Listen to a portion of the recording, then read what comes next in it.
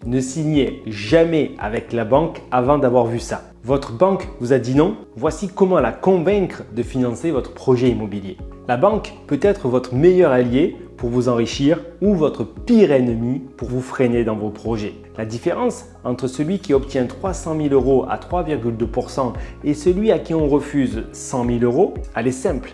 Ils ne parlent pas le même langage. Aujourd'hui, je vous révèle les techniques concrètes que les connaisseurs utilisent pour retourner un non en oui et pour faire de leur banquier un partenaire actif gratuitement. Et même, je vais vous donner l'argument secret qui fait tomber 90% des refus. Salut, c'est Julien. Aujourd'hui, on va rentrer dans la tête du banquier. On va voir plusieurs principes, dont le premier est que la banque est une entreprise, pas une œuvre caritative. Elle veut des clients rentables. Deuxième chose à comprendre, votre banquier, c'est un commercial, c'est pas un juge. Il a des objectifs à atteindre et vous pouvez l'aider à aller dans la bonne direction.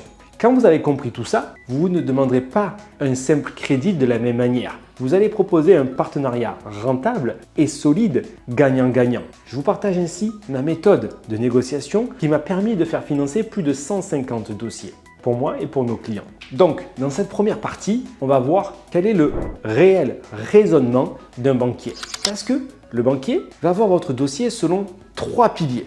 Premier pilier, la stabilité. D'accord? Ça, c'est primordial de le comprendre par rapport à votre profil. D'accord? Ça représente plus ou moins 40% de la valorisation. Donc, une stabilité, ça veut dire quoi? Si vous avez un contrat de travail, si vous avez un CDI, si vous êtes fonctionnaire ou à l'inverse, si vous êtes freelance, quelle est votre ancienneté, votre historique? Non seulement avec votre employeur, mais aussi en termes de relation avec votre propre banque. D'ailleurs, est-ce que vous avez des revenus en progression? Est-ce que vous avez de l'épargne? Ça, c'est peut-être le cas de Thomas. Il était en CDI depuis 5 ans. Il avait des revenus de 2 800 € à l'époque où il était premier client avec sa banque. Quelques années plus tard, il avait atteint 3 400 €. C'est-à-dire que le scoring, toutes les conditions du point de vue bancaire ont fait de cet investisseur un profil béton, d'accord? Tous les voyants étaient au vert. Le deuxième indicateur que le banquier va regarder est donc votre capacité de financement. Là, la règle elle est simple. Si vous êtes en nom propre, le Haut Conseil de stabilité financière vous donne 35% maximum de vos revenus, d'accord? C'est pour vous protéger. Il y a des exceptions.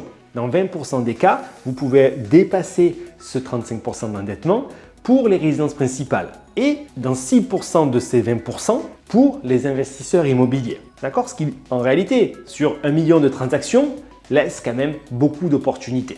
Le banquier va également regarder votre reste à vivre et pour ça, il va calculer la différence entre les loyers que vous percevez et les charges que vous avez mis en place pour vivre. Il va considérer que vous devez obligatoirement mettre un apport. Normalement, aujourd'hui, l'apport représente environ 10% du projet. Donc, si vous êtes en couple, que vous avez 6 000 € par mois de loyer, votre capacité de financement va être de 2 100 €.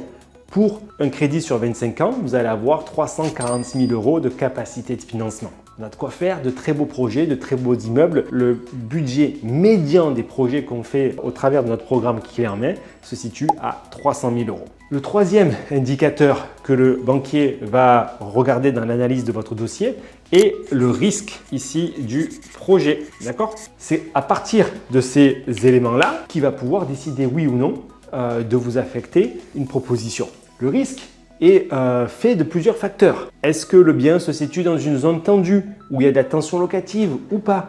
Est-ce que c'est plutôt des grandes surfaces ou des petites surfaces? Sachant qu'aujourd'hui, beaucoup de personnes recherchent des petites surfaces parce qu'il y a de plus en plus d'étudiants, de plus de personnes seules, de plus en plus de séparation. Et donc là, on a besoin rapidement de se reloger avec des solutions meublées. Est-ce que le projet est bien présenté? Est-ce que la forme et le fond font sens?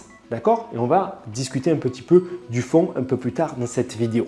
L'objectif ici, il est de transformer votre dossier quelconque en un dossier qui va satisfaire à ces 3 critères. Donc, deuxième partie, quels sont les leviers à activer pour maximiser la séduction du banquier sur ces points-là? Il y en a plusieurs. D'abord, le taux.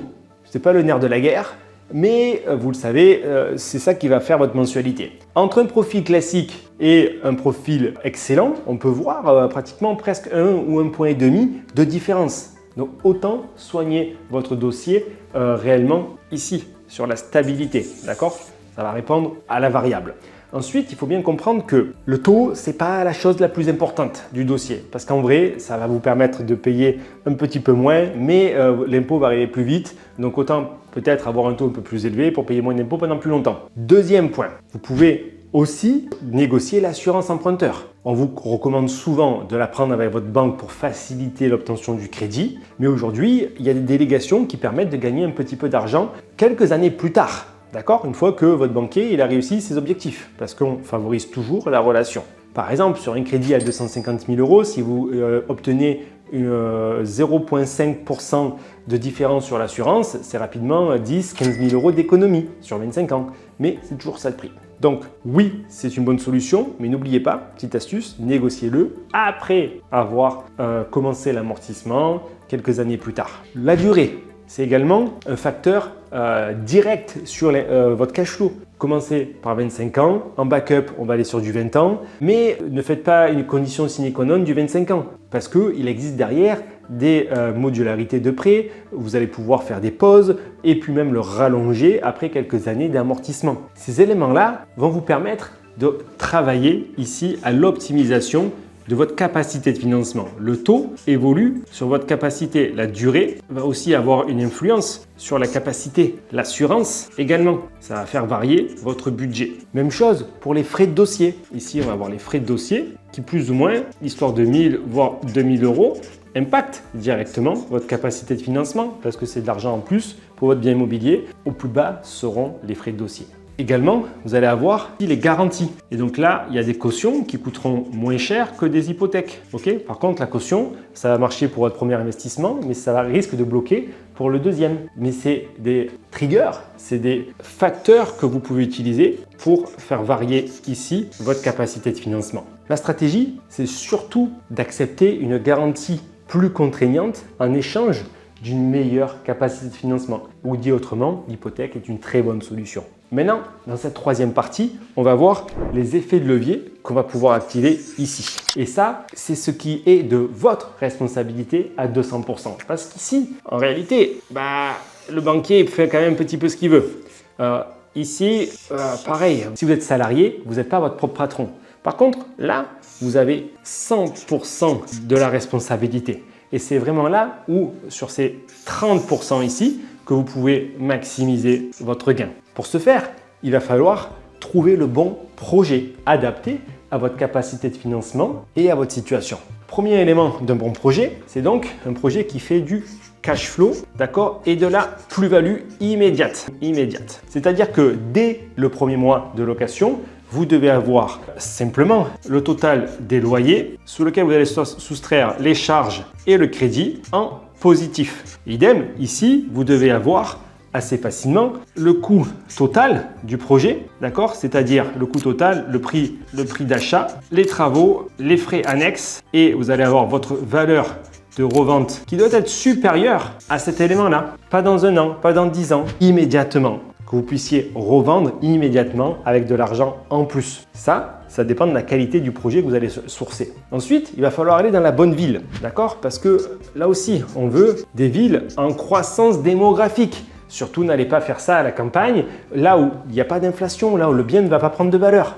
Parce qu'encore une fois, le banquier, lui, il va voir rapidement le risque associé à ce type d'investissement-là. Les assurances, il va falloir assurer le banquier et dans votre projet, montrer que vous avez du cash flow là avec du coup les garanties loyers impayés plus des travaux faits par des artisans sous décennales, d'accord, et que vous ayez pris une dommage ouvrage, d'accord. Donc ça, c'est primordial pour, encore une fois, limiter les risques et avoir une meilleure valorisation ici. De la même manière, vous allez devoir montrer au banquier que les chiffres que vous assurez, ils sont vérifiés. C'est-à-dire qu'il y a des attestations de valeur vénale à la revente et des attestations de valeur locative. D'accord? Donc ça, c'est très important. De manière à, encore une fois, réassurer le banquier. Et ce banquier, on va y faire comprendre qu'on n'est pas là parce qu'on a vu de la lumière et qu'on est sur un plan à très court terme. Au contraire, on doit y faire comprendre qu'on est au début, aux prémices d'une relation et qu'on voit déjà sur les projets suivants, sur du long terme. D'accord? Ça, c'est très important qu'ils le comprennent parce qu'il sait où vous allez et que donc, vous n'y allez pas tout seul. Vous avez un mentor, vous avez une équipe, vous avez des conseillers qui sont là pour vous assurer que les décisions que vous allez prendre seront les bonnes. Enfin, il va falloir encore une fois montrer à votre banquier que grâce aux travaux que vous allez faire, que ces travaux vont donner un DPE D au minimum. D'accord? Et de cette manière-là, le banquier sera ici fortement réassuré. Et la beauté de la chose, c'est que ces trois variables sont interconnectées parce que lorsque vous allez avoir une bonne stabilité ici, une bonne stabilité qui va définir une capacité de financement correcte et votre situation et vos objectifs, ça va pouvoir facilement alimenter votre projet. D'accord? Tout ça, ça doit être parfaitement aligné. Si on n'est pas aligné, ça ne va pas marcher. Si votre situation est instable ou si votre capacité de financement est trop grosse ou trop petite par rapport à la dimension de votre projet, ça ne va pas marcher. Par contre, si vous respectez ces critères ici, ça va remonter là et nous permettre de créer un cercle vertueux pour revenir renforcer cette stabilité et augmenter votre capacité de financement grâce à la qualité du projet qui respectera les triggers qu'on a mentionnés ici. Et ainsi, vous créez le cercle vertueux de l'investissement presque à volonté. Je ne vous dis pas que c'est un nom propre, mais on arrive à enchaîner les investissements, même à l'heure du HCSF, en présentant les choses de cette manière et en faisant des projets qui respectent ces conditions-là. Donc, pour résumer, la banque n'est pas votre ennemi, mais à l'inverse, elle ne va pas vous faire de cadeaux. Le secret, c'est de vous présenter comme un partenaire et comme un professionnel. Parler rentabilité, maîtrise, stratégie, factuel, pas d'émotion, avec le bon dossier, le bon projet, adapté à votre situation. Travaillez votre pitch, préparez vos chiffres et osez demander, osez négocier. Dites-moi en commentaire si vous voyez d'autres éléments à négocier ou à utiliser pour obtenir vos financements plus facilement. Moi, je vous retrouve dans la prochaine vidéo qui va parler des diagnostics performance énergétique qui, encore une fois, vont servir ici à faciliter l'obtention de votre financement. C'était Julien. Ciao, ciao.